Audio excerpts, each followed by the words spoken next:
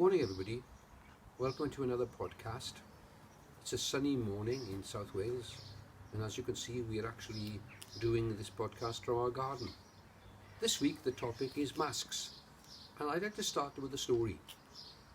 Many years ago, when I was a student, I got a job in a factory where my wife worked, and I really enjoyed it.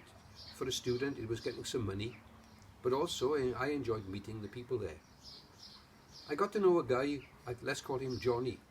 And Johnny and I worked in the same area regularly during each shift, mornings, afternoons or nights. And I got in a conversation with him one day, really about the way he used to speak. At work, Johnny swore all the time. Every other word seemed to me like a swear word. And I said to him, Johnny, what happens when you go home? Oh, he said, as soon as I enter the house, I don't swear at all. I said, you kidding me?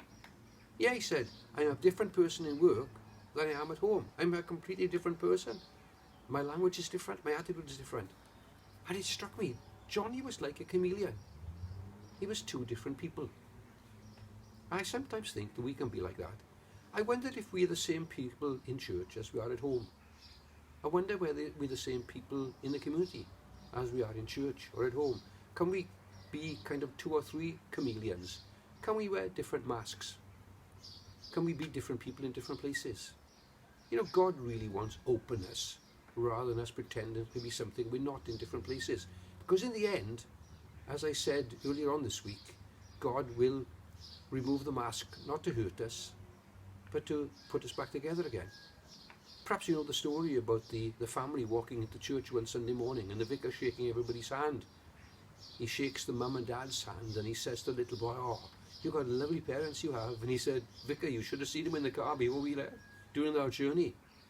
See, we're all different. In the New Testament, there's a story about how important it is not to pretend. The early church, we are told in Acts chapter 2 and chapter 4, took care of the people that were poor.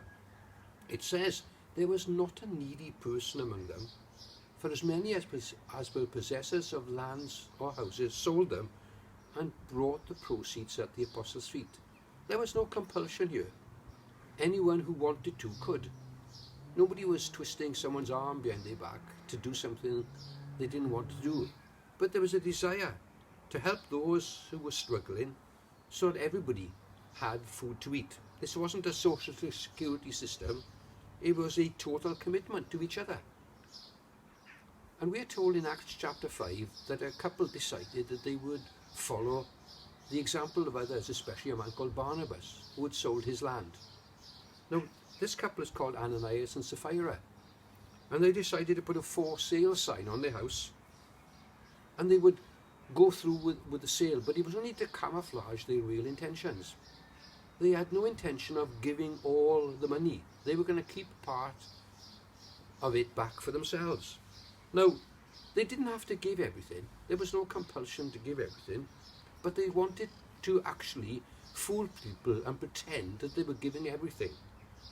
Now, they probably had given more in that one act of giving than we have ever done. But the problem was, not that they had not given everything, but they had promised everything and given less. Now, the consequences were dire, because we are told in this passage that both of them died 3 hours apart. And so the problem is, you see, they wanted to pretend and be something. They wanted to look good in the eyes of other people.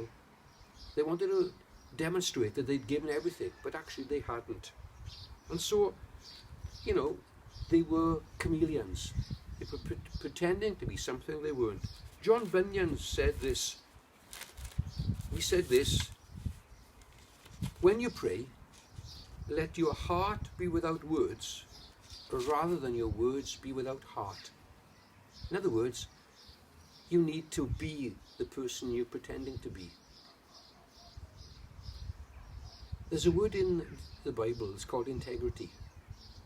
There's lots of definitions of integrity, honesty, etc. But you know, the word that I like is transparency.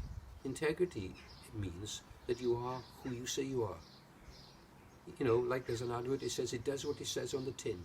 In other words, what's inside is what it says it does on the outside. So that's what God wants. He wants transparency. He wants us to be the people He wants us to be. I wonder how transparent we are. I often say, what if your house had a perspex front? What if everyone could see into your house all the time? We wouldn't like that, would we? None of us would like that. But God can see us all the time. He knows what's in our thoughts. He knows what's in our hearts. He knows our motives. He knows our intentions all the time. So this morning, let's not wear masks like Johnny or the people that were going into church that are arguing on the way, or like Ananias and Sapphira, pretending to be something they weren't. Let's be honest before God. Let's walk in integrity. And this morning, let's say, Lord, please help me to be the people that You want us to be. Help us not to be pretenders. Help us not to be something we're not, but help us to be the people You want us to be, Lord. Amen.